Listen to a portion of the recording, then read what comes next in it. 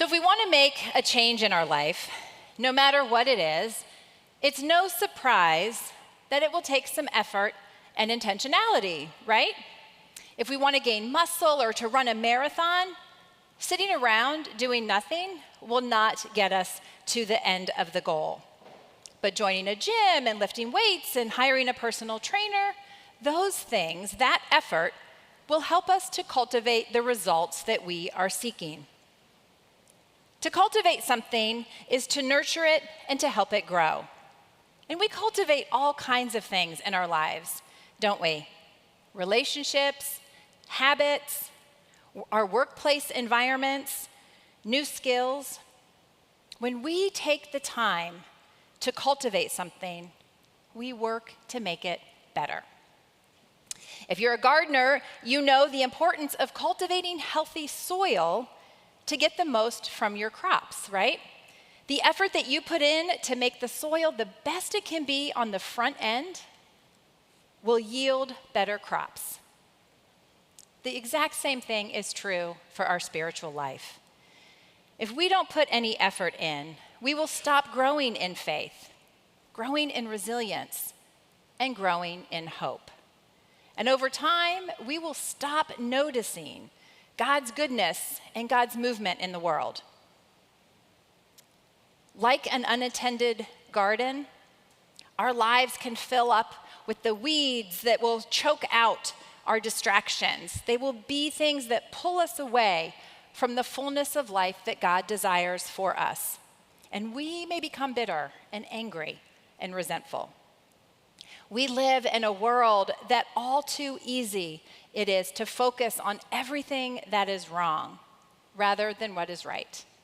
The pressures of daily life, the demands of work, the complexities of our relationships, not to mention the turmoil and the suffering in the world. These things can often overshadow the blessings around us.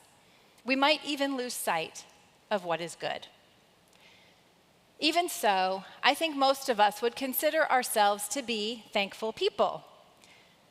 But giving thanks to God for everything, as Paul suggests, that's really tough to do. Life is full of joys and sorrows, of ups and downs, of triumphs and trials, frustrations, irritations. I think it can be easy for us to be thankful when things are going well for us. But how on earth do we give thanks when life is hard, when we are facing challenges that seem insurmountable? In the passages that Mark read today, we hear these words: "Let every detail of your lives, words, actions, whatever, be done in the name of the Master Jesus, thanking God the Father every step of the way. Rejoice always, pray without ceasing, give thanks in all circumstances, for this is the will of God in Christ Jesus for you." Is the Apostle Paul saying we need to be thankful when a loved one is suffering, a friend dies, or an unwanted diagnosis is given, or a child we watch going through a very difficult time? Are we to offer gratitude when we see injustice, when wars rage around the world and people are marginalized? Author Kate Bowler has said that if improperly understood, an overemphasis on gratitude and offering thanks can actually be unhelpful and even harmful. She calls this toxic positivity. And she says it happens when you feel pressure to be positive and happy all the time. When she was diagnosed with stage 4 cancer at the age of 35, comments like, "Count your blessings," "Look on the bright side," and "Everything happens for a reason," were not helpful. The good news is that Paul is not advocating for toxic positivity when he says to thank God every step of the way.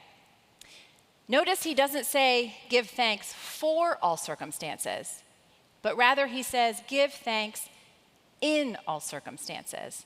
And I think that there's a difference. We don't have to be thankful when the phone call comes, when someone we love experiences loss or pain, or for war and famine and the injustices we know are occurring in the world. Instead, as Paul is saying, be thankful in all circumstances. This is a distinction. And why is it important? Because making an effort to cultivate a heart of thankfulness in the midst of life's challenges and grief and pain can change our perspective, and it can help us to cope. It doesn't change our circumstances, but when we give thanks for the ordinary goodness around us, we begin to start to see things with a different lens. Anne Voskamp, in her book, 1,000 Gifts, shares of the tragic story about the death of her sister, which she personally witnessed. As you can imagine, this life-altering, life-changing event is marked with great suffering and disappointment and what she calls ungratitude. She describes how sorrow and grief drove her gratitude away. The antidote she discovered to fill this void was to make a commitment to herself to write a list of 1,000 gifts of God's grace over time. Very small and ordinary things that she otherwise might have taken for granted and overlooked. Morning shadows across old floors. Jam piled high on toast. The cry of a blue jay high in the spruce tree. These were the first 3 gifts she wrote on her list.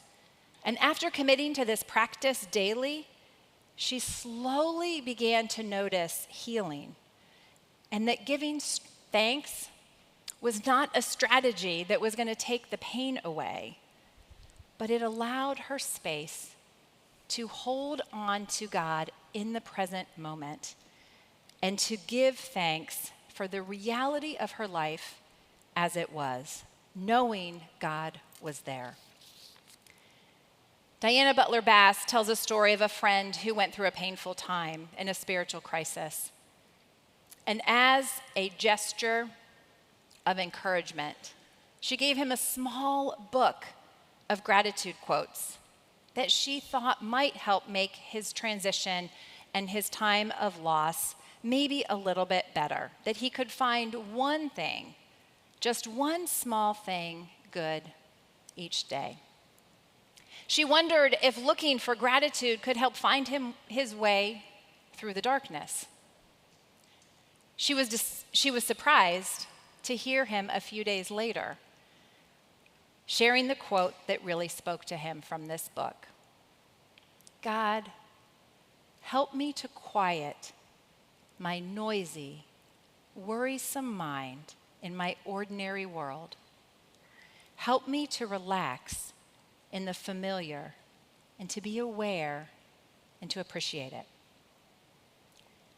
She realized her friend was not asking for dramatic healing, for answers, or for God to fix all of his problems. Instead, he wanted to see the world around him more fully, more deeply, and to develop a greater awareness and to be grateful for what was already there. This truth is at the heart of our core value, living contemplatively.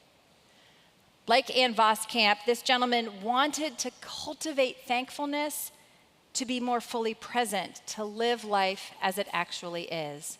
And that is what we are invited and called to, not as he wished it would be.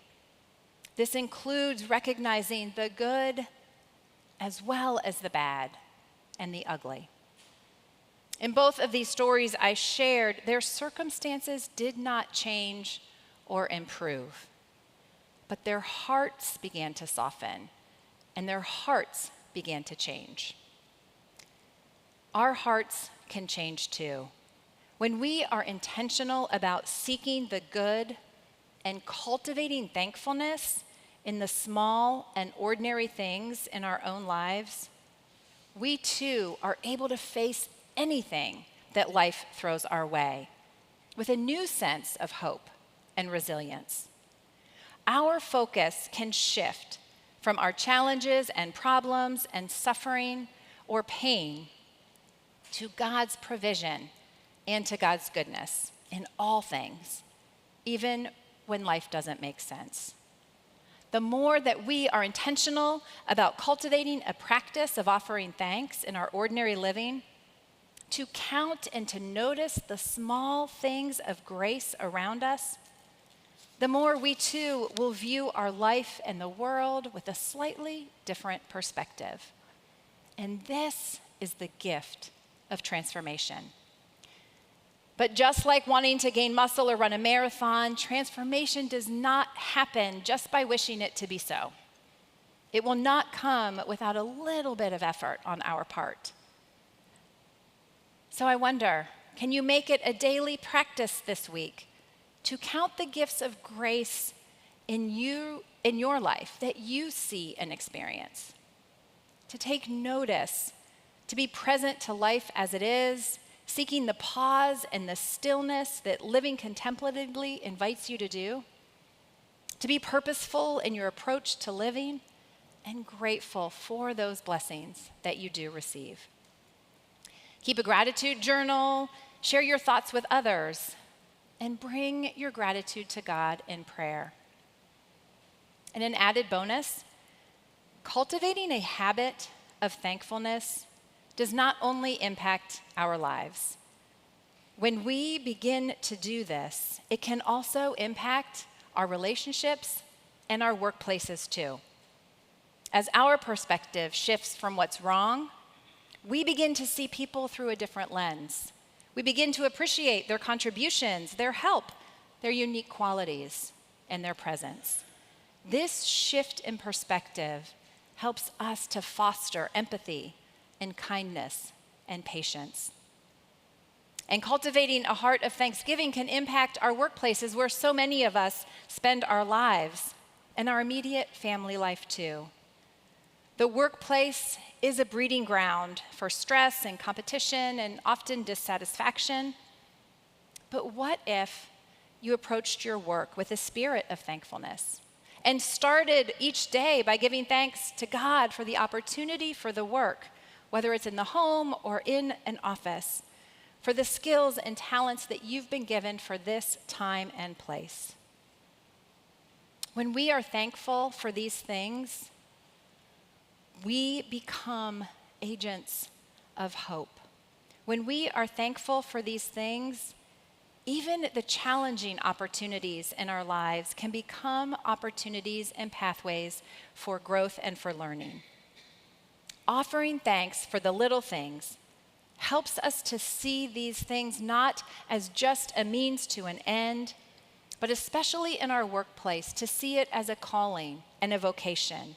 A calling where we can serve God no matter where we are, and we can serve others, just as Pastor Mark preached on last week. Friends, gratitude and offering thanks is an extremely powerful force. It can mend broken relationships, enhance our connections with others, and transform our work life, and grant us new perspective on the circumstances around us. But it does require some intentionality. And we are not seeking intentionality in order for us to live in this toxic positivity. That's not what this is about. We do not want to ignore the trueness of our realities, and we are not called to give thanks for the difficulties. But when we make a conscious choice to cultivate a practice of giving thanks for all of the small things, the small graces, the gifts of grace that otherwise may go unnoticed, that's when we can shift our focus from our challenges, the hurt, the pain, the suffering, and we can focus on God's faithfulness. Especially when we are experiencing those big and hard and challenging feelings that come with loss and suffering and pain. The gift of transformation is that somehow, our hearts will begin to soften and change in spite of our circumstances. We will find a way to navigate through these harsh realities of life that we all could make a laundry list of, having gone through this thing called being human together. When we do this, we not only transform our own lives, but become a source of light and encouragement for others too. And I think that's what Paul means when he says to give thanks in all circumstances. As we do this, we are transformed, and we have the opportunity to transform others as well. So as you go into this week, how might you offer gratitude in all things, not for all things, recognizing that God's grace and presence is with you in every single moment, the good, the bad, and the ugly. May it be so, and may we be a community that continues to transform our lives and our world because of the goodness of God. Amen.